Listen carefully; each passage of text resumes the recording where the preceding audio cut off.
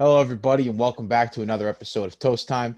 We are recording on Wednesday, January 13th, 2021.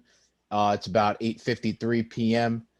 As always, I'm joined by my good friend over here, Jackson Law. Jackson, how you doing today? Doing good, man. Doing good. There's actually been a lot going on in the sports world today, and then of course the heat of the playoffs. So time to see who's buttery, who's burnt, all that good jazz, all the other toast puns we got in our bag. Yeah, it's definitely a good time. Definitely a good time for some toast puns. I'll tell you that. So we'll roll right into it. Um, Sorry guys, I don't got a story time this week like last week, but I promise it'll still be a good episode. So my buttery pick this weekend. Not gonna lie, I was sitting there trying to think of like teams that won their playoff games. I'm sorry, but there can't be anyone feeling better right now than the Cleveland Browns. Yeah. There's just nobody that could be feeling better than them. I mean, you finally got that monkey off your back of never winning in Pittsburgh. And just for the record, I called that win for the Browns all week. I feel like I was the only one in the world that was on the Browns train that week. Even without Stefanski, I still was saying they're going to win that game. Now, granted, uh, I did not think it was going to be the way that it was. I didn't think it was going to be 28-0 within the blink of an eye before you could even make some toast. Before your toaster was even done popping, the game was over. So I didn't predict that, but I did feel like the Browns were going to win that game, and albeit all credit to them, they did win, even without their head coach, all the COVID problems that they had. They had injury issues. Olivier Vernon ruptured his Achilles the last week before this game. So credit to them. They did a great job. Took advantage of a lot of Steeler mistakes. And hey, that's what you got to do to win these playoff games. Come January, you got to capitalize off the other team's mistakes, and you can't make any yourself. So, uh, hats off to them. And I will talk more about their next matchup with the Chiefs later on. But for now, we'll leave it off at that. Good win for the Browns. Yeah. And I mean, yeah, kudos to them. Congratulations to all Browns fans everywhere. Cleveland finally has something to root for again, I guess. Because the Cavs, besides Sexland over there that they got with Colin Sexton, and gosh, I'm forgetting his name now. All of a sudden, I'm pretty brain dead tonight. But yeah, big win, like you said, without their head coach, without a lot of key players due to injury or the COVID protocol. Only got to practice once or twice in the week leading up to that, which is nuts because especially in the playoffs, it's all about scheming. It's all about preparing for your opponent. And even though you saw this team twice before in the regular season, one of the times it was most of their backups. But yeah, kudos to the Browns. They walked in there and they got the dub, and they get to celebrate, and they're the ones that get to talk trash now. With the Chase Claypool, saying they're gonna get clapped, and then later that day, Kareem Hunt walking into like a Cleveland area like merchandise shop, and he's like signing helmets, and he just put clapped them and wrote the score of the Chiefs or of the Browns and Steelers game. I love So it. it's pretty funny. But I'm gonna get back to the Steelers later. And I figured you were gonna go that route with the Browns, so I stayed away from it. Uh, so my buttery pick this week, I think he's rolling, moving, and grooving, and I think they're gonna have. I think he'll have a really good game too, but I think his team will surely benefit from it. It's Josh Allen. Had a great day.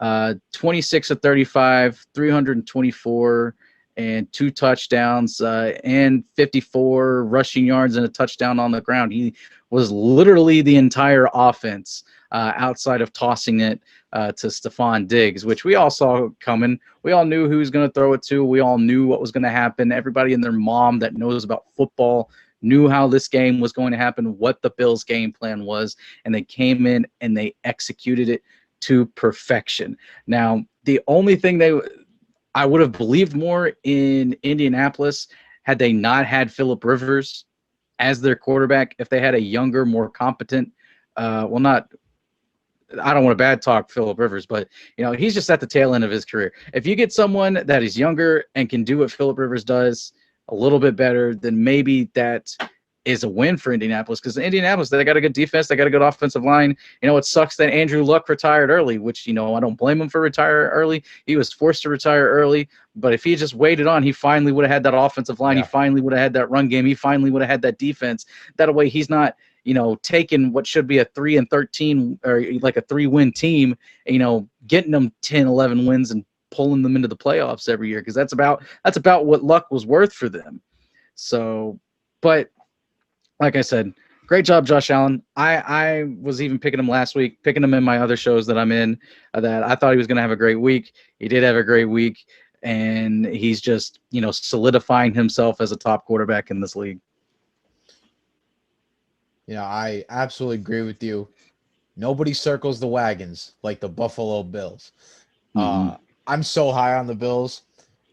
It's like crazy how high I am on them. I've stated this on here on Toast Time a couple episodes ago, and on a couple That's Some Cheese episodes with Trey, that I'm like sold. I'm completely sold on the Bills. I think they're going to go to the Super Bowl. I think they'll win the Super Bowl. Obviously, it won't be easy. As we all know, the AFC is real tough this year, but I think that they just have that magic about them. And onto your Phillip Rivers point, like how horrible do you think the Colts front office feels that they finally got this offensive line built to the point where it's the best in the league, and you couldn't do that for Andrew Luck, but you did that for Phillip Rivers. Yeah, and you did it not even knowing that Phillip Rivers is going to be your starting quarterback. Exactly. You're building it for Jacoby Brissett. That's who you were drafting and building for. You just kind of lucked into they just Phillip ended up Rivers. looking into that. Yeah, and listen, it's not like Phillip Rivers is we're not going to say he's a bad quarterback. Obviously, Phillip Rivers is he's a good quarterback. But this, like you said, it's the tail end of his career. I didn't expect them to win much, and that was really the only reason, was because their offense was too one-dimensional. You knew going into the game, Phillip Rivers ain't beating you with his arm anymore. He'll take the play. He'll take those play action passes, probably 10, 15 yards, mostly leaning on the run game with Jonathan Taylor and Najee Hines, So I wasn't really sold on them all year.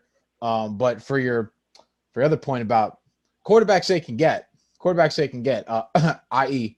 Carson Wentz, go steal him from Philly. Yeah, exactly. They'll probably exactly. They get Carson Wentz. I think they could get the best out of Carson Wentz, because he'll actually have receivers. He'll have a run game. He'll have an offensive line. He'll have a defense. He'll have a coaching staff that supports him and wants to win with them. He'll have a front office that gets behind him and wants to win. So that could be dangerous. Colts could be dangerous if they are somehow able to pull that off. Carson Wentz will be happy as a pig in shit if he lands on the Colts. Let me tell you, he goes from a horrible situation to probably the best one in the league that he can go to. That needs a quarterback. But roll right into burnt. Now here's a team that they don't have QB issues, but the reason I say burnt for this guy is Russell Wilson, my burnt toast this week. Here's why I say he's burnt. Since 2014, when they lost the Super Bowl to the Patriots, Russell Wilson is 5-4 in the playoffs with no Super Bowl appearances. And, it's gotten to that point where if you're the Seahawks, how much longer can you get, this type of player out of Russell Wilson? Not like his career is going to end soon. That's not what I'm trying to get at. I'm trying to get at is the way the team is currently constructed, they're not going to win anytime soon. That defense is too bad. They don't have any, their interior line is pretty awful. Their whole line in general is bad, but that interior line got exposed by Aaron Donald and Mhm. um, what's the other guy's name? Leonard Floyd, I believe, or Floyd. Yeah, Leonard Leonard Floyd. Leonard Leonard Floyd. Yeah. Floyd on the Rams. Yeah, um, they exposed that line in that playoff game. I mean, listen, if you're the Seahawks, and you got to look at it from this perspective that you went into a game, you knew John Wolford was starting the game. So Mhm. here's what I take away from that is the Rams knew Goff was healthy enough that he could play if necessary. And he ended up playing like pretty much the entire game because Wolford got hurt pretty early on that hit by Jamal Adams. The confidence in Jared Goff from the Los Angeles Rams side seems really, really low, whether it's because of Mhm. injury or performance and skill. But I mean, if you're gonna have out John Wolford over Jared Goff, I mean, that's like I don't really know a good comparison, but I'll just throw this out there. Let's just say Tom Brady broke his thumb and he's ready to play for the game. Are you gonna put Mike Glennon in there for that game, or are you gonna let Tom Brady go in there with a broken thumb? I think I'm letting Tom Brady play with a broken thumb. Uh, so you got to look at that game from the Seahawks perspective and be like, damn, they really were not relying on that offense at all. Like all we needed to do was we could have scored 20 points, but they couldn't even do that. I mean, DK Metcalf, broke a couple big ones later in the game, but they were just getting locked up left and right. Russell Wilson, he's got escapability, I'll tell you that, but not when there's a defensive lineman right in your face, zero point 0.2 seconds after you touch the ball. And if I was the Seahawks, you really got to start looking, a couple years down the road. If you don't think you can win a Super Bowl within the next 3 years, there might be some changes that need to be made. I'm not going to hit the panic button just yet. I'm not going to do that because they still had a great year. Um, you know, they weren't really set up to win much, and Russell Wilson kind of carried them to a division win, and in Mhm. one of the toughest divisions in the league. So, not going to say that, but it's gonna come a point where I'm not so sure that you can win with that team anymore. And Russell Wilson, he's expensive, so just something to think about. Yeah, that offensive line is pretty bad. You got to shore it up so that way you give Wilson more time. Wilson just kind of in general recently, I've noticed he just hasn't taken care of the ball very well. I feel like I'm seeing a lot more interceptions, a lot more turnovers out of him, and it really going into the playoffs, realizing that from like the past 5, 6, almost 10 weeks, like almost half the season, or maybe more than half the season. This latter half of the season really, because I really liked them to begin the year in the first half, but the second half I just saw some things and I was just like, I don't have the confidence. Like my confidence was not in them as much as it was in the beginning of the season. Going into this game, even though I still picked them to win that game, I was just like, I don't know how far they're going to go. I don't think they get to much further than outside of the wild card, and they didn't even get out of the wild card. It was a first round bounce for them, and you can't blame it on the weapons because he's got DK Metcalf, for goodness sakes. Now, and he doesn't have a great run game, so that hurts. That means teams will be playing more for the pass. That makes it difficult. And the Rams, as terrible as their offense is, they do have a really good defense. I think it was rated like the number one defense over the last like 5 weeks or something like that, leading up into the wild card. So their defense is never a pushover, but they definitely got to figure something out. Or kind of similar to Aaron Rodgers, they're just kind of wasting the prime of one of the greats to ever play the position.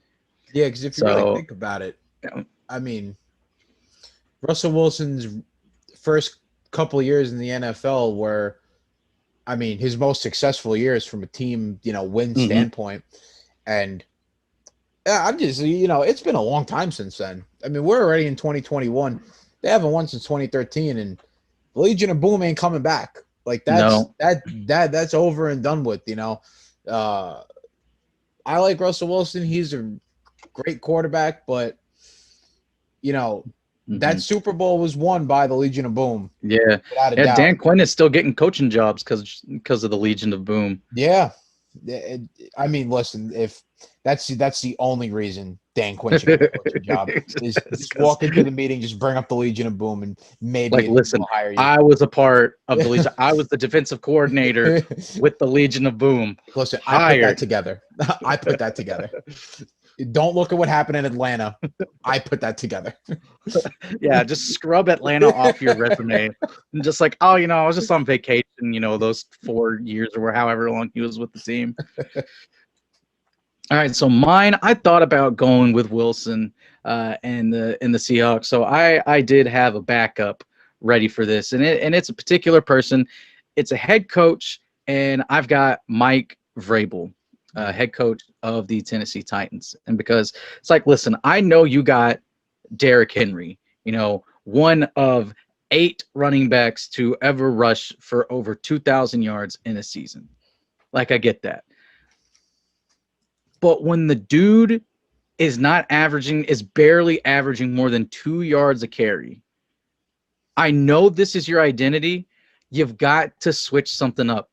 You've got to change, because I watched a hefty portion of that game. And it seemed to me that every time they had the ball, now Tannehill didn't have a fantastic day, obviously, but he only threw 26 times. But it just seemed like his receivers were winning the one-on-one matchups outside, because the Ravens were running. It felt like a really simplistic defense. They would just pack 8 in the box and then just leave their corners on the edges, one-on-one against the receivers. And AJ Brown was having a good day. You even have players like Anthony Frisker was winning one-on-one I love battles that out there. guy. Love that guy. Only because we share initials. I love Frisker. that guy. Yeah. So so like even he had like a decent game that game. So it's just like I said, it's because usually what happens if the passing game is starting to open up, teams will spread out, and then you can get your run game going. But it was never working. Play action was still working. Like, that's how much the Ravens were respecting Derrick Henry. You didn't have a run game, and play action was still working. It's nuts. You hit AJ Brown for like an 8 or 9 yard, in route or whatever. All of us, like, they're not backing off. They're still packing 8 in the box, and they've got like 6 dudes up on the line, all because they know that you want to run it down their throats with Derrick Henry. And you've got a decent enough quarterback in Ryan Tannehill. It was only a 7-point game. It was 20-13. Yeah. It was close enough that Tannehill could have won you that game. Granted, Tannehill threw the interception at the end, but that's because his receiver fell down. He can't really control that. He put it in the spot that it needed to be. His receiver just fell down. But it just seemed like too little too late. I thought about maybe even doing their defense, just because they let Lamar Jackson run all over the field. Yeah. Lamar didn't have that great of a day as a quarterback either. People were flipping out about it. Yeah, he got the win, but he got it done with his legs. And we've seen what happens when a team actually is able to stop him from running. He just didn't make good decisions. He didn't get the ball out. I know this is completely separate from my take here, but Lamar just didn't get the ball out quickly. He was sacked 5 times that game. Mm-hmm. And the large amount of rushes that he had, not all of them were designed QB runs. His biggest run, it was like that 40-50 yarder that he took to the house. That one, it was a pass, and he just scrambled out of the pocket and then took it to the house. So it's whatever. It's whatever. It just pump the brakes on Lamar. Let's see him, what happens when he gets contained and he has to throw to win games, and which we've already seen what happens when that has to happen. But again, Tannehill, my burn. Yeah. Or Vrabel, I mean. Or Vrabel, yeah. But so I talked about this with Trey on That's Some Cheese. I really think that the Titans, they're going to need like some type of reassessment of their team come this offseason. And from what I mean by that is you can't be too reliant on Derrick Henry. Like Derrick Henry's a really good, great. You want to say great running back? Yeah, he's best running back in the league, my opinion, hands down. I mean, not just anybody I rushes mean, for 2,000 yards. that just doesn't happen. But the only problem is if Derrick Henry is not rushing for a $150 and 2 touchdowns, the Titans aren't winning a game. And that's a problem because as explosive and how big and strong Derrick Henry is and how he could just no matter the defense could know what's coming and there could just be one of those games where you could go through a stretch of like he just tears teams up and they know that he's coming but they still can't stop him. You can't expect that every time from him. Like this isn't I always like to use this analogy because it's pretty like I don't know, like for me it makes sense. It's not basketball where I can rely on literally two guys, and I know night in, night out, those two guys are going to give me good performances, and we will have a chance to win no matter what. Like, for example, the Los Angeles Lakers. Night in, night out, Anthony Davis, LeBron James are going to give you 20 or more points. Whether they have good shooting performances or not, you have a chance to win when those two guys are playing. See, the problem with the Titans is they're too reliant on one guy. They're too reliant on Derrick Henry. And see, the thing is they don't have to be. Like, A.J. Brown is a stud. I love A.J. Brown. He's a stud. I mean, yeah, maybe the rest of your receivers are kind of iffy, but A.J. Brown, you got a real nice physical receiver, big, strong, catches. He can catch the ball just about anywhere. I just think about it you got to look at it from this perspective. Like Ryan Tannehill's a great story, but is he really the guy that's going to lead you to a Super Bowl? I mean, I'm not really sold on Ryan Tannehill leading the Titans to a Super Bowl. Like if they had somebody like I don't know, I don't really like using these analogies. It's like whatever, but if you had someone like an Aaron Rodgers or like maybe even like a Carson Wentz that they are exceptional throwing the ball, but if they need to, they can escape. Those are the types of quarterbacks I really like. And not saying that you find those guys just out in the street. Yeah. Because that don't happen. I'll tell you that right now. But I would say that the Titans do need to really kind of assess their team a little bit more and try to get Derrick Henry to not have like 30 carries a game because he was doing that at Alabama. He was getting 35, 40 carries a game because Nick Saban knew damn well Jalen Hurts can't throw the ball, but I got Derrick Henry, so I'm just going to run the ball. I'm just going to run with Derrick Henry until this guy can't run anymore. The guy ain't gonna have a long career doing this. Okay, he's not gonna have no way. Like, come on, you want to keep him around for a little longer. I would like to see a couple more years of Derrick Henry. So for the enjoyment of NFL fans, for the Titans, please reassess your offense so you don't have to give Derrick Henry the ball 30 times a game. Because I would love to. Yeah, he could have like 100 less carries a year. And I mean, that would make the world of difference for his health. And the dude would still rush for over 1,000 yards, which if you got over 1,000-yard back, you got a top 10 back in the league and you got a great workhorse back.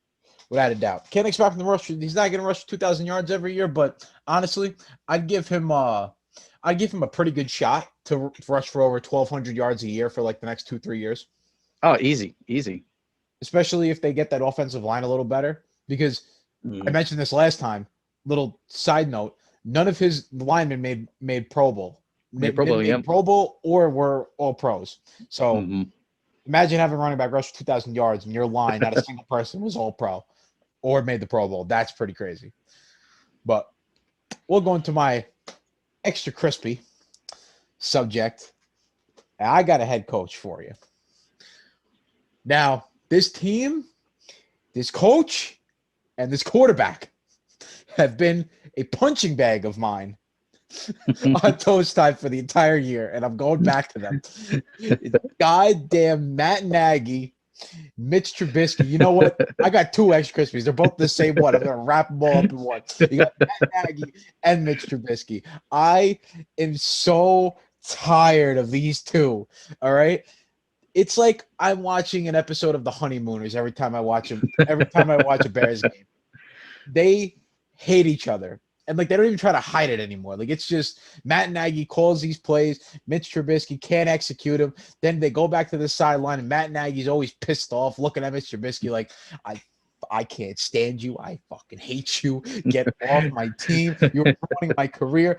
But you know what? I'll defend Mitch a little bit here because I don't like Matt Nagy's play calling. I think that at times he goes away from guys that really could help him out. Like David Montgomery had a really strong end of the year. I'm sorry, but like, where was David Montgomery in that game? I feel like he barely touched the ball. I mean, you know Mitch Trubisky is not that great of a quarterback. Not even that great. That's being way too nice. You know he's bad. You know he's bad. Like Hey, you put some respect on the name of the Nickelodeon most valuable player, the MVP. That's right. That's right. On his Pro Football Reference, it actually says under his name, like where their MVPs would be in all their awards, it says 2021 MVP. And I absolutely that's what made this game a lot better was the fact that Mitch Trubisky won the Nickelodeon most valuable player. See, that's the award that really matters. No one like forget the Super Bowl. Forget Super Bowl MVP. Forget regular season MVP. No, you want to win that Nickelodeon most valuable player. And Mitch Trubisky did that. How I don't know. I don't know. Maybe all the kids watching who were voting just liked his name, thought it was funny. Oh, that's a cool name, Trubisky. Trubisky. Oh, I like it. I'm voting for this guy. But like they are just so terrible. And actually, I saw this stat today and I had to bring it up. You want to feel bad for somebody on that Bears offense? My man Allen Robinson. Get this one. In Allen Save Robinson's that man. entire career, in the passes thrown to him. So out of all the targets that he's got over his career, only 63% of those passes have been deemed catchable. That is 93rd out of 100 qualifying wide receivers. And he still puts up good performances and good numbers, season after season. You want to what happens when you go from Bortles to Trubisky and Foles as your quarterbacks. You went from Bortles to Trubisky to Foles to back to Trubisky. I know he's a free agent, and I know damn well he's walking right into Ryan Pace's office, and he's going, yeah, listen, there's not a single shot I am staying here. And Ryan Pace got to sit there and be like, you know what, buddy? I don't blame you. I don't blame you. Yeah, we'll try to get you to a good team, man. I don't blame you, man. So, listen, you want to? I don't know. You want to go to Arizona and play with Kyler Murray? Like, who do you want to go to? Because you want to go to Buffalo? You want to be the number 2 with Stephon? I'll make the phone call for you. I just feel so bad. Like I feel terrible for you. I'll make the phone call. You want me to do it right now? I'll pay for the U-Haul truck to move your stuff. I'm so sorry about what I did to you. This is Mr. Trubisky, Matt Nagy. They are my extra crispy of the week. They got absolutely shut out, stymied by the Saints. Not saying I didn't expect that because I expected that all the way. But, that team is just a complete mess. And they're just wasting my man Allen Robinson out there in Chicago, and it's a crime. It's actually criminal what they're doing to that. It really is. It really is. I feel bad for him. Sad toast for Allen Robinson. But yeah, no, I agree. Nagy shouldn't be a coach. Trubisky, backup QB. It is not a great match. Not a great match. No. I feel bad for Bears fans because it's what they have, and they're pretty delusional. and so they gotta deal with it and try to convince themselves. I don't know why, but on my phone, on the Reddit app, it's got me like subscribed to random stuff, like stuff that I've never looked at before, and I've like tried to get it off of there, and I don't know how. And it's like some weird stuff, but one of them is the Chicago Bears subreddit. And I was getting notifications right before the start of the game. It's like, let's show them that we belong here. Let's go get this. Let's just at least put up a good fight. Nothing.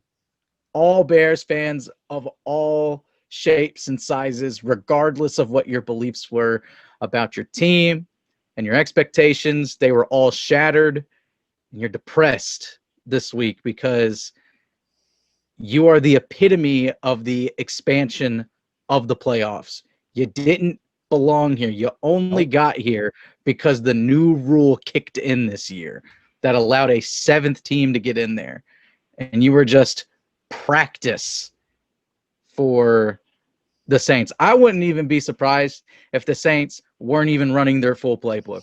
Like, there's a lot of things that they've been working on in the past week or two that they're like, we're not even going to, like Sean Payton's like, we're not even going to use that for the Bears. They didn't even need it. We got this in the bag.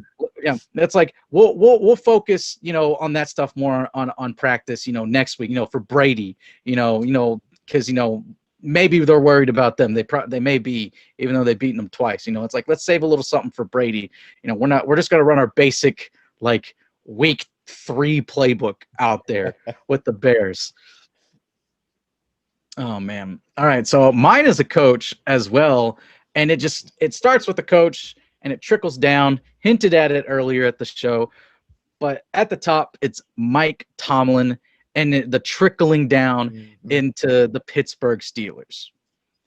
I'm not going to sit here and take away, and I have to say this before I start ripping into them. I'm not going to take away their 11-0 start. They had some rough goes at it. They got they had to play a bunch of games in a row. And I'm never going to take away a win in the NFL because a win in the NFL, it's never guaranteed. Like, we just joked about, Sean Payton, saying that the Bears, may be an easy win, but you never know because, the Rams just won a playoff game and they lost a couple weeks ago to the Jets. Exactly. So it's like you never know what's going to happen. So I'm not going to take away too much. They had some great wins in there, some dominating wins over the Browns, over the Ravens, over the Titans. Some really, really good wins. I can't remember if they played the Bills in there or not. But anyway, that's beside the point. But to start off 11-0 and then to end the season 1-4. And then the first play after sitting the majority of your starters is Pouncey tossing it over the head of like the 8-foot-tall Ben Roethlisberger. Like, how do you do that? How do you throw a ball straight up and back enough to get it over the head of Ben Roethlisberger?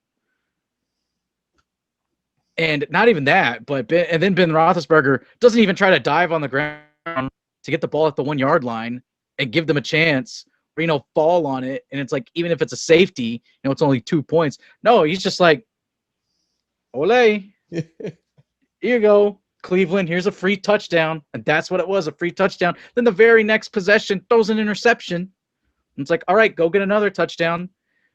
It's just that whole team from top to bottom. They don't shut their mouths.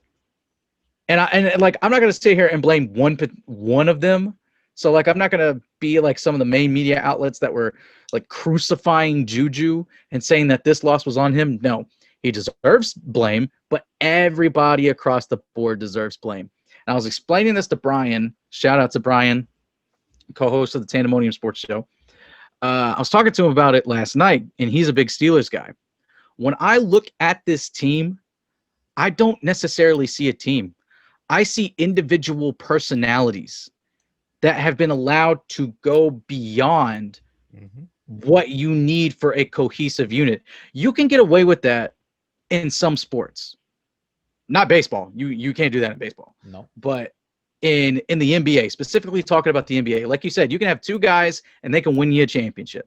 And they could be the most outrageous personalities out there. Like Dennis Rodman was a key figure of those Bulls championships. And look what kind of person he was. and everything that LeBron does, LeBron still talks smack. He's got a bit of a personality. He get involved in some drama, but it's nothing major. But he's an individual that's building his individual brand, yet goes out there and is winning championships with the Lakers. Juju's not going to win you a championship. Eric Ebron's not going to win you a championship. No. Chase Claypool's not going to do it. Ben Roethlisberger, and I told this to Brian last night. I'm cool with Big Ben, calling out his teammates, but he's not even doing it to their faces. He's doing it on radio shows and tossing them under the bus. And then take into consideration everything about the Steelers organization that has happened under Mike Tomlin since the Super Bowl, since they won their Super Bowl. It's just been like the personalities, the leashes just continue to get longer and longer and longer and longer on these players. And he, as a head coach, isn't reeling them in. And because of that, I have to place the blame on Tomlin and the culture that he is setting. And that's why I proposed last night that, hey, maybe Mike Tomlin shouldn't have a job anymore with the Steelers. Maybe it's time for the two to part ways. I'm not saying he should never have another coaching job, and I'm not saying that it's going to happen this year. But the Steelers really need to reevaluate themselves. They need a new quarterback, and I think a culture change with a head coach that's going to have a tighter grip. Because look at all the teams that are successful. The Patriots. You don't see extravagant personalities coming out there. Tom Brady was about as big as it got. But he sat down and he shut up when the time came. The Seahawks, the Giants in the past. I'm trying to think of all the Super Bowl. I'm drawing a blank on all of the Ravens from 2012. Yeah, the Ravens. Andy Reid and how he runs things with Kansas City. Andy Reid and the Chiefs. And it's and they got big personalities on that team. Like Tyree Kill, Travis Kelce, Patrick Mahomes to an extent, but it's all confined, and it's all when it's time to play, they're not out there, talking, they're not, trying to put the spotlight on themselves. I'm trying to explain it. Like I said, I'm a little brain dead. Kind of hard for me to explain. Hopefully it's coming across in an understandable manner. I just think that Tomlin needs to get a hold of this locker room, because he didn't with Antonio Brown and Le'Veon Bell. Let those two jokers run all over the place. And even when they're gone, the seeds are still there. They have been planted and are sprouting now. Even in a rookie like Chase Claypool, we're starting to see it's not even swagger. It's just kind of douchebaggery. Talking about how, it doesn't matter that we lost to Cleveland because they're just going to get clapped by Kansas City next week. It's like, dude, just take the L. But I digress. Yeah. So I really like that take from that perspective. If you really want to look at it, the way the Steelers have been since that Super Bowl, which we all know is a pretty long time ago now. Why is it that the Pittsburgh Steelers, one of the most storied franchises in the NFL, one of the most successful franchises in the NFL, one of the most consistent, they always have these personality problems? And it's not saying, there's nothing wrong with having a personality. There's nothing wrong with being an individual. But I'm sorry, when the time comes and you got to do your job and you got to sit down and just shut up and just play the game, especially in football. You just got to play. I'm sorry. I mean, they went from Le'Veon Bell and Antonio Brown, that head case fiasco from a couple of years ago, to now Juju and Chase Claypool. And I really liked Chase Claypool for most of the year until I heard him go and talk about, it's a bad loss, but Brown's going to get clapped next week. So Doesn't matter. Shut up. Like, shut up. You just got obliterated on national television, and you're still talking. In your house. In your house. They came in and took your chicken. In your house. In your house. They came in, stole your toast. And you are the whole toaster. Not just they took toaster, all the bread, the butter, they took everything. I mean, it's just like, you gotta stop talking. I'm sorry, but like, it just gotta come to an end, man. And Juju, like, me again, I'm plugging another episode of That's Some Cheese in here. But when I was talking about this with Trey on That's Some Cheese a couple weeks ago with Juju and the TikTok dances, you know what? I don't have a problem with stuff like that if you're performing and you're winning. The problem that I'll take with it is when you have teams that are gunning for your head because they're tired of you dancing on their logos. And you know what? Like, Steelers fans will be like, oh, well, he did that all year. Now because they're losing, he's got to stop. I'm like, yeah, pretty much, kind of. Because when they did that all year, it wasn't a story because he backed it up or the Steelers backed it up every week. Now that they're losing and Juju Smith-Schuster is getting demolished because he's got safeties giving help to the corners by just laying the wood on this poor man every time he tries to catch the ball. Not even just stop for the simple fact of like, you know, I don't want teams like gunning for your head. Just stop for the simple fact of your health, bro. Like, you know what I mean? Like these teams, NFL players don't like being disrespected.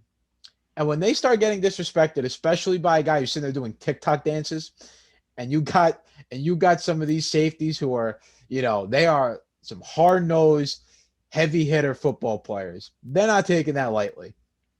So no, just for your health, stop. And it's like not even Juju personally really backed up the numbers. Like, no, he had a porous year. 97 receptions, 831 receiving yards, and 9 touchdowns. Like, that's That's not TikTok dancing on the logo worthy. You know, Justin Jefferson could probably get away with it because he had 1,400 yards with Kirk Cousins as his quarterback. Jefferson could absolutely get away with it. Absolutely. And you know who's someone we didn't hear from like at all on the Steelers team? You know, it's funny. I was actually thinking about this. I'm like, because Eric Ebron, he was pissing me off throughout the whole year. All he did was talk trash all year. And I'm looking at this man like, you know, Eric, every time I pick you in a daily fantasy lineup, you seem to shit the bed. So I don't really know why you keep talking. But like, we didn't hear from Deontay Johnson at all this year. And he was their best receiver. Yeah. And, you know, whether he had some like injury problems throughout the year, he was on the field, off the field. But like when he played. And you didn't hear a peep from him. He showed up, did his job, and went home. And just like you can't talk like that. Juju, the Browns are the same old Browns. Like, stop giving this team bullet board material. I'm sorry, but the Cleveland Browns coming into this game, they didn't need any more motivation. Like that type, like I believe in that type of stuff. I believe in karma and like giving your opponent all this motivation to beat you. Like they didn't need any more of that. They already had all the motivation they needed. We got to get a win in Pittsburgh. We're tired of the Steelers beating us every year. This is our opportunity. We're gonna do it. Then you got to hear from Juju. Same old Browns. You know damn well Baker Mayfield put his hat backwards hat, guys. Put his hat backwards, jumped on a Zoom call with his teammates, and was like, we're gonna kick the crap out of them this week. There's a part of me that wants to see the Browns do the unthinkable and win the Super Bowl just to spite Colin Cowherd. Oh, I love it. I would like absolutely. I made it a thing to watch the Herd after that game just because I wanted to see what Colin would say, and he didn't really have anything to say. Just congratulations to Baker, and you knew it ate at him. Like he tried to play coy with it, and we're like, nah, dude, this is a guy you have like, you've talked smack with. Like, I'm not a big believer in Baker either, but just because of the backwards hat thing, like, yeah. And then also, even though I got the Chiefs going to the Super Bowl, although I think the Bills have a great shot too. I'd love the Bills getting in there. Hashtag Bills Mafia. Love you guys. Um, uh, I would love to see the Chiefs lose to the Browns also this coming week, just because I hate Nick Wright that Oh much. man. Oh, And I would love to see Nick Wright just I would. They cry. would, if that were to happen, they have to have like a special edition of the Herd, and Nick Wright and Colin Cowherd got to sit there with each other, and And they got to just talk about cry. how wrong they were. Oh man, but yeah, I completely agree with your point on the Steelers, and even you want to go back to Mike. I'll take it back to Mike Tomlin a little bit. Let me just talk about him. Football wise, like game plan, schemes, preparation for his team for the game. Very, very good coach. One of the best coaches in the league. No doubt about it. Like he could get a job anywhere and nobody would complain about it because he's just that good. Like he's a good coach. The problem is you're starting to get into this point where there have been too many guys on your team that have turned into like absolute head cases, and those types of things are problems. And especially when you keep getting them over and over again, now it's starting to be like, well, maybe you're the problem for letting it go on, and this is why it gets to this point. So, Mike Tomlin, hopefully by next season you're really gonna have to take control of your team here a little bit. Yeah, and don't get it twisted. I like Mike Tomlin and I like the Steelers. And I think it's good for the NFL when they have one of their most historic franchises, like it is with any other sport. With baseball, you love seeing the Yankees and the Dodgers up there. In basketball, you love seeing the Celtics and the Lakers do good, and even the Knicks are starting to play good all of a sudden. And so, I'm sure the NBA is loving it that the Knicks are doing well, and NFL loves it when you got Cowboys and Steelers doing well. Even the 49ers to an extent. But yeah, I don't like personally don't want to see him move on. But if things don't change in a couple years, then yeah. And even Brian, big time Steelers fan, agrees that he needs to be held more accountable and needs to be on the hot seat. He's got some, as with other coaches, he's got coordinators that he could burn through to push the blame off, and survive some more years. But if they keep getting bounced in the first round like this, then something's got to change. Yeah. No, it's not. It's not enough to just make the playoffs when you're the Steelers. You gotta advance and go far. And they've took a step back because they've been knocking on the door of a Super Bowl, of going back to a Super Bowl for a long time. Like how many times have they lost in the AFC Championship now within the past, I think 5 years? Like they're the Saints of the AFC. They lost like three. They lost like at least 3 AFC Championships already that I can just remember off the top of my head. But we'll move on to my toast of the week, and don't know if anyone's going to really agree with my take on this. Probably, because if you really sit back and look at it, it's pretty true. So my toast of the week this week is the Brooklyn Nets. Not because they got James Harden. Not because they got James Harden. That made them I will say this before I get into it. The Nets, as they stand today, after that James Harden trade, are in fact better than what they were yesterday. Not denying that.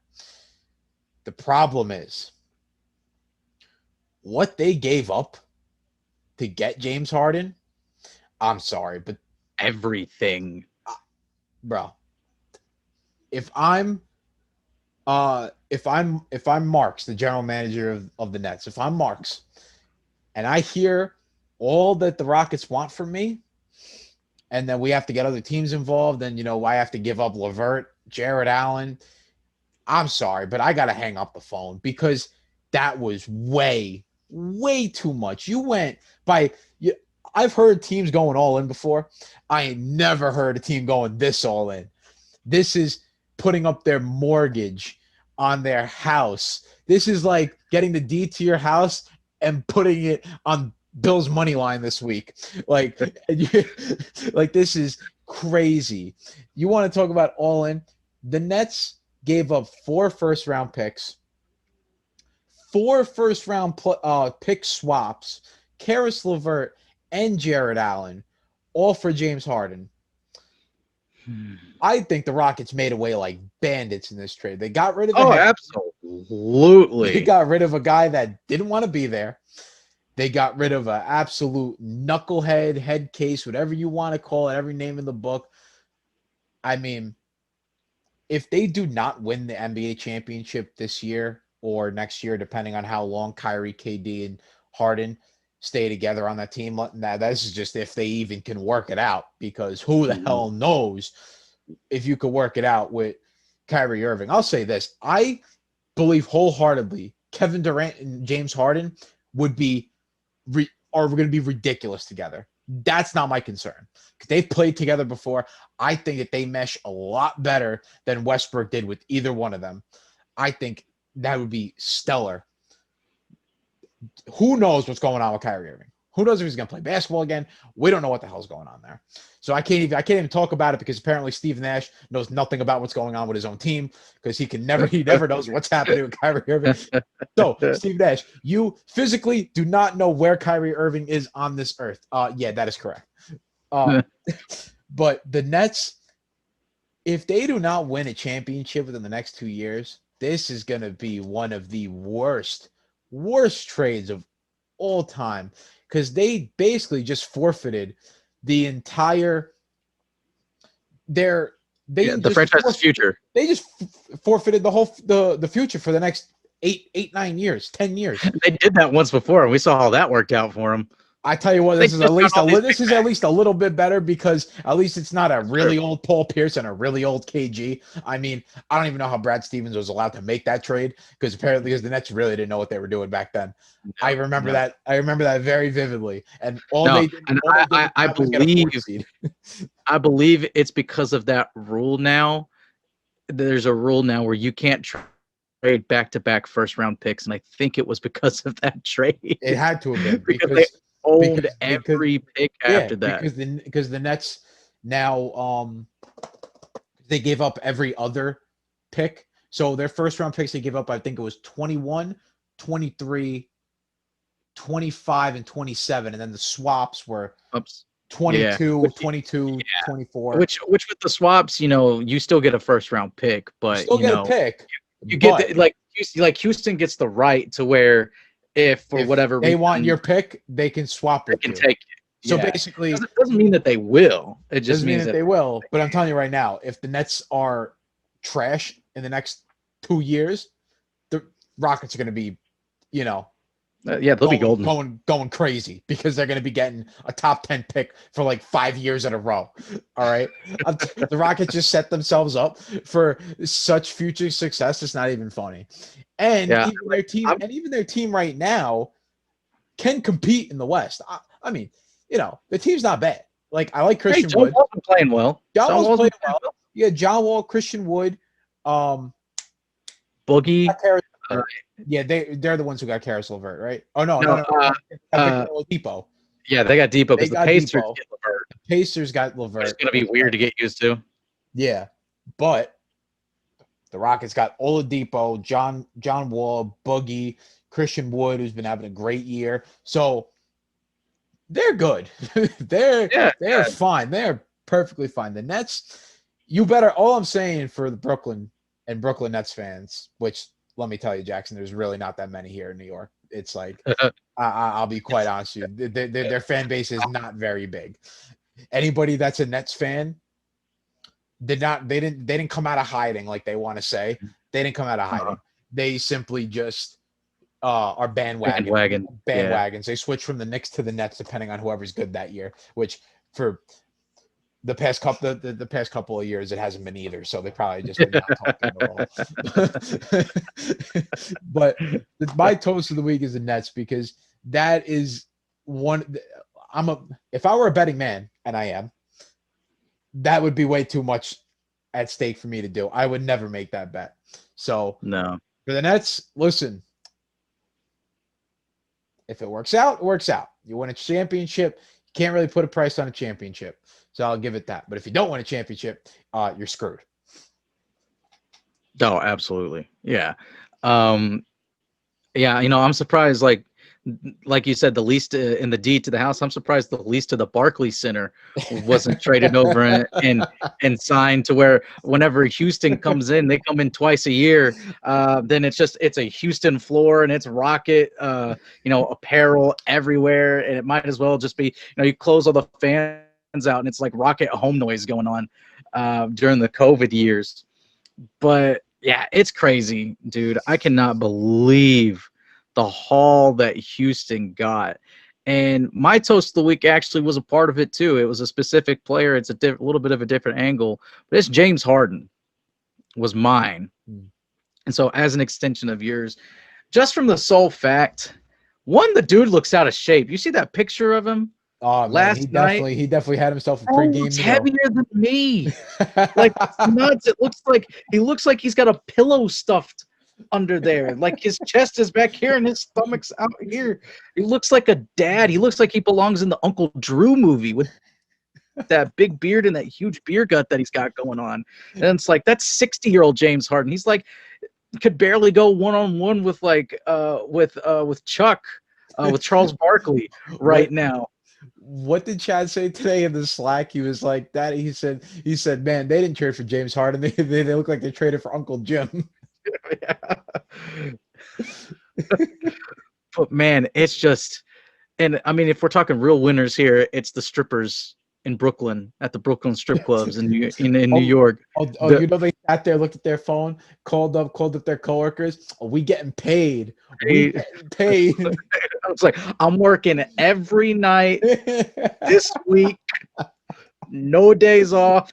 It's just Bill Belichick is no days off. No days off. It's all the strippers in New York. You don't know when he's coming. You just know that he's coming and he's going to be there. Coming, it's going to be a payday. Get up a couple clubs a night, not even practice, just eat all the wings and just continue to add to that bod. But it was just like, there have been rumors forever that Harden has been a terrible, terrible teammate. Like, I can remember back when it was him and Dwight Howard, there being stories running where just him and Dwight would keep to themselves. Like, all the other players are like, we don't know what to do. Like, they won't even talk to us. They won't communicate with us. They just yell.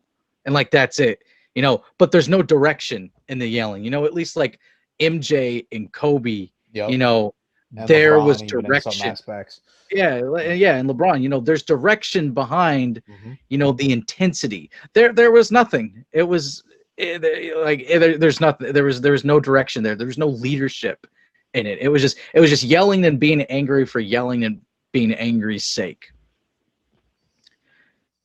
And what happened this week, man, is just, I kind of feel bad for all of them because because you watch the games, James Harden is not putting in any effort whatsoever. He simply wasn't. He didn't want to be out there. And John Wall is trying to come back, man. He's trying to play. I feel bad for John Wall. And like Boogie finally gets it. And DeMarcus Cousins, puts off all this weight. Yeah. He's trying to get back. He's trying to get healthy. And, Christian Wood is balling out. He signed that huge contract, got his bag. Idiot Detroit Pistons, being Detroit Pistons, were only willing to offer him $8 million. You mean to tell me you thought you were going to get that for $8 million? I saw that dude play the Grizzlies at the Forum, and I'm like, this dude's good. You mean to tell me this is an undrafted rookie? Or he wasn't an undrafted rookie at the time, but you mean to tell me this dude went undrafted? This guy's pretty good. What he did to his teammates, for me, and it's just the way that I think, because I don't think as an individual. I try to think more as a team player. Wherever I'm at, whatever work environment I'm at, especially here at Vendetta, I try to do what's best for the team, because what's best for the team is also what's best for me. Team success is my success. But Harden just doesn't see it that way. And I mean, I guess you can think that way when you're getting paid $40 million a year. And it doesn't even matter anymore if you win a championship. You got your bag. You'll be able to go to strip clubs for the rest of your life. Yep. And live the bougie lifestyle, because you ain't ever going to run out of money. You have to try to run out of money when you are that rich. And I'm sure he'll never run out of money, because all of them have some sort of business ventures and economic guys on the books. but just the way he forced himself out is just ridiculous. And it's just straight up calling out the Rockets like, we're not good. This roster's not good. Just Yeah. right in the press conference. That And was like, right after yeah, right after last night's game. They got smacked by the Lakers in back-to-back games yeah, that they played them, and like it's actually really crazy like how fast Houston was like they just realized we got to get rid of like we can't do this anymore. We got to get him out of here. I know. And it's just, and it's because you've got a toxic cancer, and that's obviously going to downgrade the play of everyone. And like I Yeah. said, Harden wasn't trying. Harden was not trying. So of course you're not going to win when your best player isn't even trying to win. You're not going to compete. He wanted out. He didn't want to be in Houston anymore.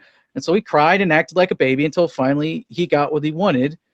And who knows, maybe he does win a championship. But it's weird. They're like, the Nets are in such a weird place right now because, like you said, we have no idea where Kyrie's at. We have no idea what he's doing. We see him pop up randomly, like doing good things. His mind's in the right place, with everything that he's done for social Mhm. justice issues and the WNBA, people losing their jobs. And I was like yesterday or the day before when they were playing a game, like right before a game, he was like on a call for like a congressional district like nominee of some Yeah. sort. So like he's doing good stuff, but at the same time he's doing it in the NBA season. And I'm a believer that you can do both. Like you can juggle playing in the NBA, which when you're that skilled and you've got a number two guy like KD, who like I felt bad for even saying you got a number two guy like KD because KD fully healthy is arguably the best player on the Yeah. planet just because of his offensive and defensive skill set. But I don't know, man. It's everything about what James Harden did just rubbed me the wrong way. I didn't care for it. If he goes and gets his rings, he goes and gets his rings. It's whatever. Houston got the picks, so maybe Houston will benefit from it one of these days. Yeah.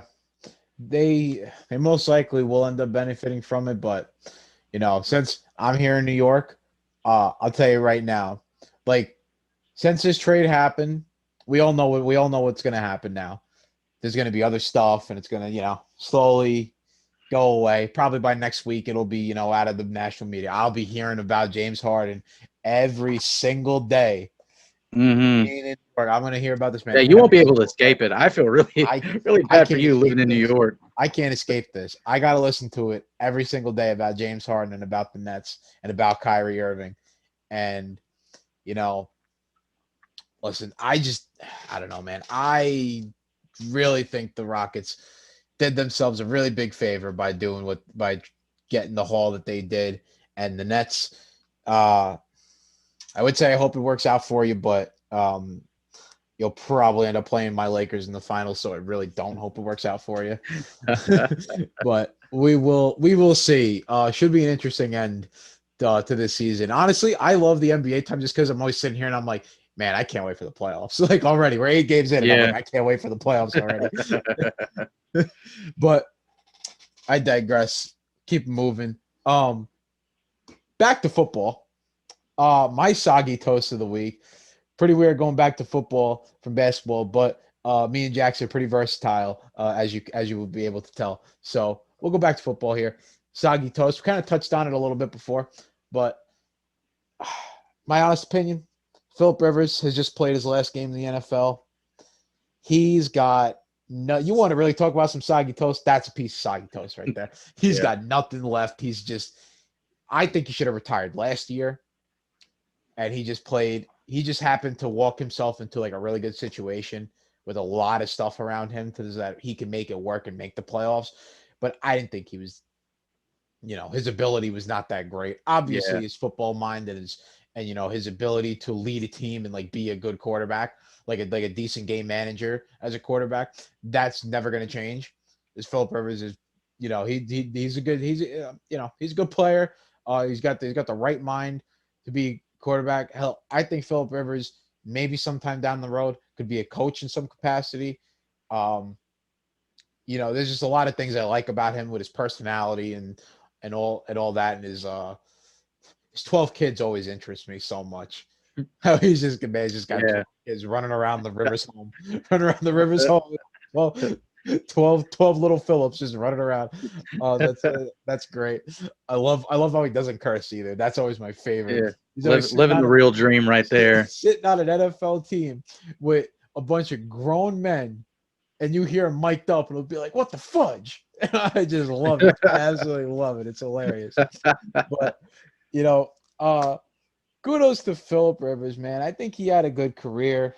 Obviously, he didn't get that Super Bowl. It just did that. That's just the way the cookie crumbled for him. He just never ended up Mhm. getting there. Being his best chance to win it, as I feel bad, was in 2008 during the Patriots' undefeated season, which promptly ended in the Super Bowl to the Giants at the hands Yeah. of Michael Strahan and Eli Manning. But Mhm. that was probably his I best remember chance to watching win. that game. That was a great game. I It was a remember great enjoying that game. as a kid. Yeah. I'm sure for you it was a great game. Just for me as Oh, an outsider, it awesome was a game. fun game to watch. David Tyree gum on the helmet. A little off topic, but I met David Tyree last summer. Great guy. Nice. Actually he told me I seen him with my girlfriend, and he was like, man, he's like, you two are the best looking couple I seen today. Made like my whole month. I kept that with me for my whole month. They said David Tyree said we were the best looking couple he's seen all day. I said, damn. I said, I'm never gonna live this down. I said I'm always gonna talk about it.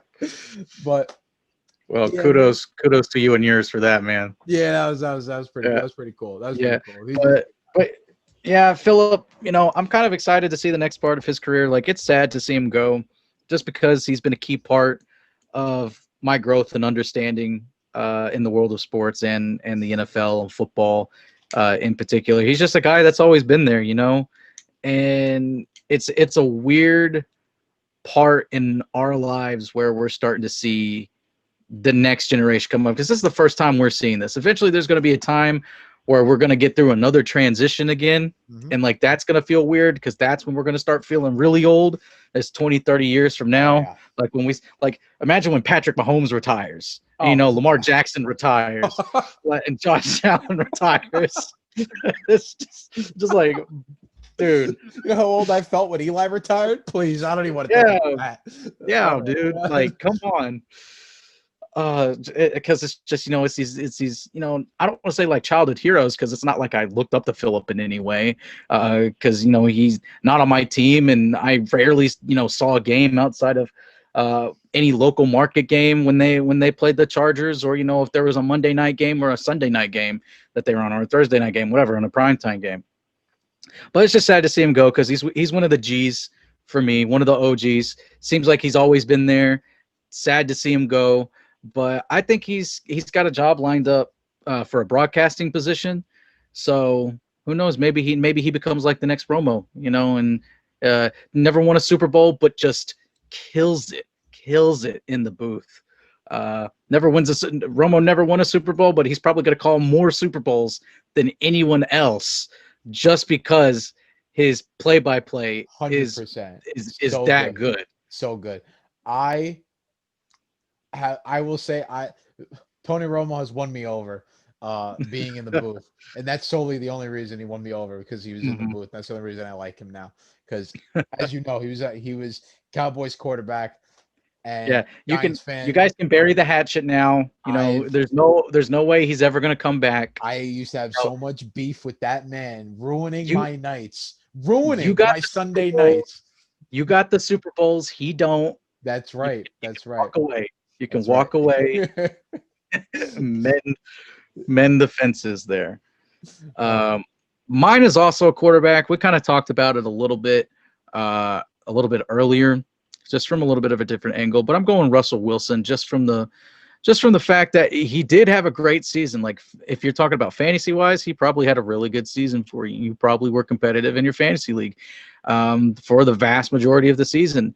He was, if not the front runner, he was right there behind Aaron Rodgers for MVP.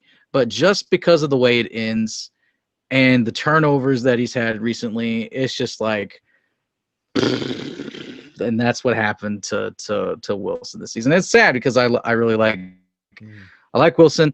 Always root for him. I think he's a really good guy, and But yeah, it's just I hated seeing his season in the way it did.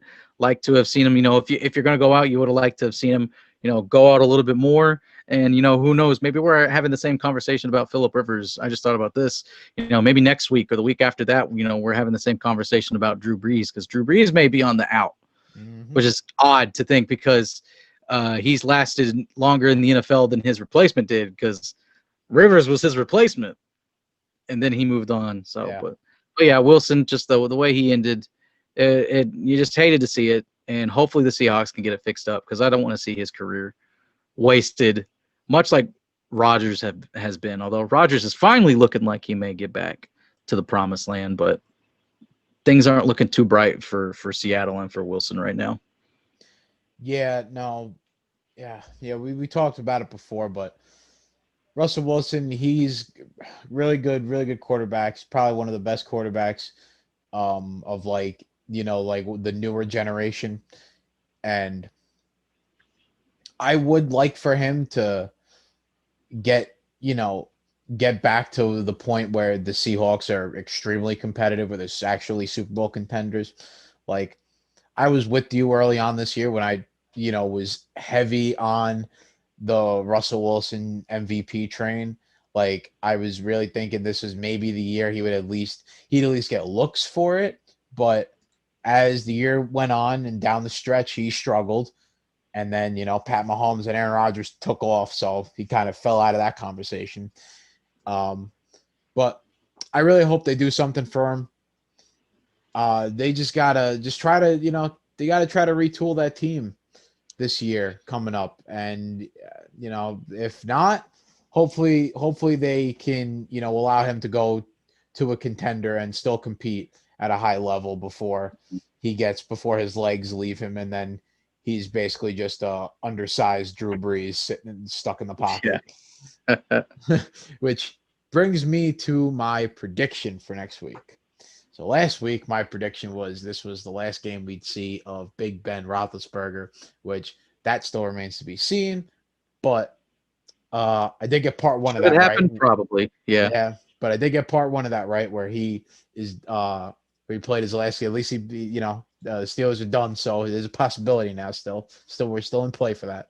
Yeah. My prediction: this is Drew Brees' final game in the NFL. And I say this because just first off, from just a football, I don't know if you want to call this like a superstition or what it is. Just the truth, really. Ever since I was a kid, always been told by football coaches, really hard to beat a team twice, almost impossible to beat them 3 times. And they got to play the Bucs for the 3rd time this season. And after the last time they played, where the Saints absolutely opened up a can of whoop ass on them. Tom Brady ain't gonna go out like that. I could see the Bucs losing this game. I don't see Tom Brady, I don't see them getting their asses kicked like that last time. But I don't know. Yeah. The Bucs have really started to hit their stride, and I just think this is going to be Drew Brees' last game in the NFL. I don't know, man. The Bucs just, to me, they just seem firing on all cylinders. Tom Brady's finally looks like he's got it figured out of how to get Godwin, Evans, and Antonio Brown all involved at the same time, and Rob Gronkowski and Leonard Fournette. There's just too many things that this Bucs offense can throw at you that it's going to be really hard for me to buy that the Saints defense is going to be able to hold them down. Mm-hmm. And then you want to go on the defensive side for the Bucs. They have a lot of good defensive playmakers on that team. JPP and Ndamukong Suh. That secondary is pretty good. The linebackers are decent. I don't really see, I don't see the Saints putting up a 30 or 40 burger on them. So if you're not doing that, I don't know if you can really keep up with the Bucs this time around. So I think that's going to be Drew Brees' last game in the NFL. And sad to see him go, but that is also another person that I met when I was in Disney World. Like 7 years ago. Actually, funny story about that. I was getting on the Buzz Lightyear ride. Anyone that goes to Disney World knows the Buzz Lightyear ride. Yeah, I know that one. It's the game. It's like the mini game. Oh, one of the best ones there. I love it. Yeah, it's like the seats, and you're the gunners, and you're like spinning around, and you're shooting the targets. Yep. So Disney World closes at like 11, and we were there like all day. But when we go, like we stay like all day till like right before it closes. So we were there, and it was like 10, maybe like 10 o'clock, 10:15, something like that. It was just so it was like winding down the day. I get off this ride. I see this guy just go onto the ride with his whole family. I've seen his wife, his kids. His kids were like really small back then. And I'm looking at this guy, and I'm like, I know him from somewhere. Like, I'm not crazy. I know him from somewhere. And like, it finally hit me. I was like just sitting there, and I just blurted out like really loud. I was like, "Oh my God, is that Drew Brees?" And then his wife turned around, and he was like, "Hi, yes, it is." And I was like, "Oh, no way!" Oh, that's funny. I tried waiting for him afterwards to get an autograph, but he was he had like a personal Disney like escort throughout all of Disney. Oh, I'm sure. Like they, were taking him through the secret entrances and the secret exits. Like he's not walking through the park like the rest of us are. No. He's walking around like the back ways, like getting the quick access to all these rides. He's getting like that ultimate Mickey Mouse Clubhouse type of. That's pretty much what it was. But yeah, I think this is his last game. Yeah. I mean, definitely whenever he loses, be it or if they shock the world and the Saints are Super Bowl champions, I would love to see that. Honestly, like in my heart of hearts, I would love to see Drew Brees go out on top as a Super Bowl champion. He's up there with the Lombardi, and whoever is, probably not beside him because of COVID, but whoever's holding the microphone out there towards him, and then he announces retirement, but I don't think that's going to be the case, unfortunately. But it's going to be a good game. I really look forward to this game. We are getting to the point to where there are no bad games, except for maybe the Packers and the Rams. I think everyone kind of knows how that's going to go. But everything else should be really fun. Everything else should be really fun. Even the Browns game. If the Browns show just a little bit of what they showed against the Steelers, then they will at least make that game pretty fun against the Browns. But yeah, it's going to be a tough one. And I honestly still don't know who I'm going to go with. I think on the Tandemonium, I think I went with the Saints. But even if I did, if we gave our predictions, it's close. It's like so close. Yeah. And I could easily see Brady winning this game. Because, yeah, like you said, it's tough to beat an opponent 3 times because everything that the other team is going to throw at you. The defense knows the reads that Brady's looking for. They know Brady's going to easily be able to identify, the hidden packages and the schemes that the defense is trying to run. And then vice versa with Breeze and the Bucs defense too. So should be a lot of fun. Yeah, it should be good. Should be a great game. I'd say this is about as toss up of a playoff game like as you'll get. And it's funny because we actually have 2 of them because they're like a lot of the simulations and predictions. They got that Bills and Ravens game being like basically a toss up at this point too. I mean, if I were a betting man, and I am, I look at the spreads a lot. So real close in that game. It's basically a pick 'em at this point. So yeah, real close. There's gonna be 2 toss up games, and then 2 games where they could make it close. I like Green Bay at 6.5. I'm just gonna toss that out there. Oh, don't worry, I already took that. Yeah, I'm about to say. I 6.5 Green Bay for the Rams. Yeah, I'm gonna take that. Jared Goff is their quarterback. They'll be lucky to score 10. Oh hell yeah! I already took that one. Yeah. But before we end, before we go, I don't know why, but I've gotten into this thing. I like giving bold predictions. Last week was the Browns beating the Steelers, and you know what? I'm going back to my Browns. Here we go. Browns beat the Chiefs and get to the AFC Championship game. Wait, hold up.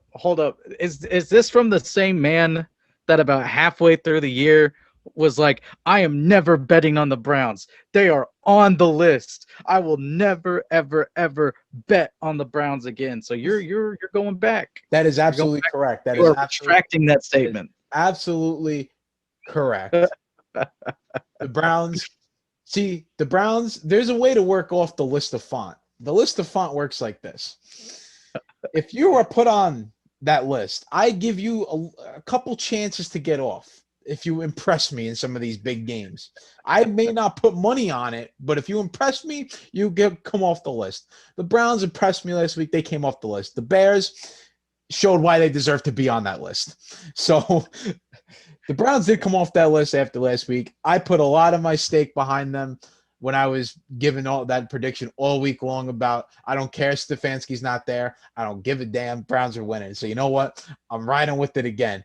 Browns plus 10 doesn't even matter because I'm telling you right now, take the Browns money line. They're going to win outright. Screwing off a bye. I don't care if he's never lost off a bye. Well, guess what?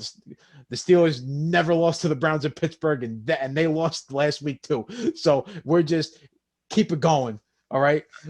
The power of the backwards hat is real. Backwards hat guys are coming. Hey, I'm a backwards hat guy, so I'm a backwards hat guy too. I wouldn't. Yeah, Cowherd would never let me date his daughter on that aspect alone. Oh man. Oh, man. You got anything else, Jackson?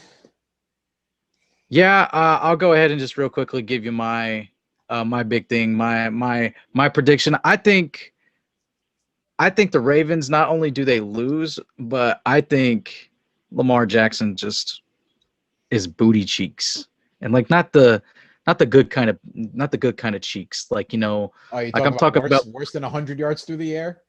Yeah. I mean, like, I think because like, here's the thing. I think the Bills are just going to be more prepared. The Bills have a much better defense than what the Titans do. They're going to be prepared. They're going to be ready for that. They're going to know, Sean McDermott is going to know how to scheme to stop a running a high school scheme, basically, is what the Ravens run. So he's going to be able to find a way to stop it. And I think the Bills, man, they're the hottest team in the league right now, baby. Yeah, and they're nobody circles the wagons like the Buffalo Bills. Yeah. And hey, I predicted that Josh Allen was going to have a big game last week. Oh, come on, bring up the scores. I hate the ESPN app. Sometime I was just right. I believe I said 320 yards minimum last week. He had 324. This week I'm going 330. 330. That's my I like that. I think Josh Allen gets 330 because if Tannehill was able to win those one-on-one battles with AJ Brown and then a list of who the fuck is that guy after AJ Brown, then Stephon Diggs is gonna feast that game. He's gonna have a two-piece. He's gonna look like Devontae Smith in the championship game out there. Yo, speaking of Devontae Smith, I'll just go off about this because I absolutely love this guy, and my Alabama Crimson Tide yet again won a national championship. Want to cry about it? Want to be competitive? Well, too bad. Cry some more. Somebody call the laundromat. There's Tide rolling all over the place. I honestly would love, I'm sure you would as well, for the Dolphins to take Devonta Smith with that third pick. I would, because I don't know. I would just really, really like to see an Alabama Crimson Tide offense in the NFL, and you got that's what I was telling Brian last night. Opportunity to do it with the Dolphins. Let's take Devontae Smith at 3. You know, Najee Harris, if he's at 18, grab him at 18. Grab him too. Yeah, the Alabama offense to the second round. Just take those linemen and plug them in. You know, too bad Mika Fitzpatrick isn't there anymore. Oh man, you guys might as well bring Nick Saban back at this point. Okay, we tried that. That did not work. That did not work. That man straight up lied to me. I will never forgive him for that. He crushed young Jackson's heart because I knew who Nick Saban was. I knew who he was from LSU. I knew that he was a great coach. You know, watching ESPN, I knew how good he was. And he's like, I will not take the Alabama coaching job. 6 titles later. Six titles later. But, you know, I'm not salty about it or anything. You know, I'm not not at all. Not at all. Not only does it make it worse. No, I'm not upset. I'm not upset at the man that completely ruined that franchise for a long time because he said, "No, Drew Brees, I don't want you and your hurt neck. You can go to New Orleans and become a Hall of Famer and win a Super Bowl." No, we don't want you on the I want you to do that here in Miami. No. Oh man. Yeah, it makes it even a little bit worse that you're an Arkansas fan. Just to rub it in a little more, like when you guys play Alabama. Man, I know we ain't ever gonna compete. I just gotta pray that the retirement parade comes soon for Saban. That's the only time Arkansas is gonna be able to compete.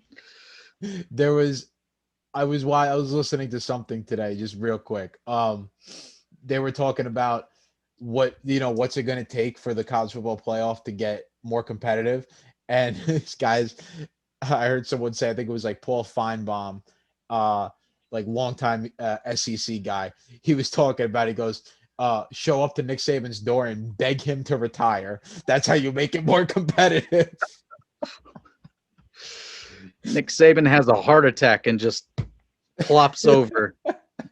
That's how it gets more competitive. Alabama goes from 1 in the power rankings to like 10 because Saban's gone. Oh man, but it's crazy the talent that gets out there, and it's like he doesn't even have to say anything. He probably doesn't even go on recruiting trips anymore. And if he does, he just sets like a box of his rings, like all polished and shiny, just sets it on the table, and he's like, "All right, what's it gonna be?" What's it gonna be? I tell you what, a little news that went kind of under the radar this week, just because of all the stuff that's been going on. So it kind of flew under the radar with the national championship. Bill O'Brien will be Alabama's OC next year. Don't know how I feel about it. At least it makes you feel a little better knowing that Nick Saban rules over that program with an iron fist. So Bill O'Brien be glad will you not can't get trades in college. Yes. Just be glad. Yes. Otherwise we'd end up trading our 5-star recruit for a cheeseburger with fries. Because that's what Bill O'Brien would do. But anyway, I think that about wraps us up. Another good episode here on Toast Time. Guys, don't forget to like and subscribe to the video when you watch it. You can always check out me and Jackson on the site and our Twitter accounts, which I think are I think we have some pretty good Twitter accounts. I think we have some pretty funny Twitter accounts. I mean, listen, when I start getting angry, well, you could tell football Sunday when the Giants are playing or the Lakers are playing in a big game, I get pretty angry. My Twitter account is funny because it's just me just ripping off like 10 tweets in a row, going berserk. So be sure to check out my Twitter account and Jackson's. Give us some follows, like and subscribe. But we will see you guys again next week. And everybody stay safe.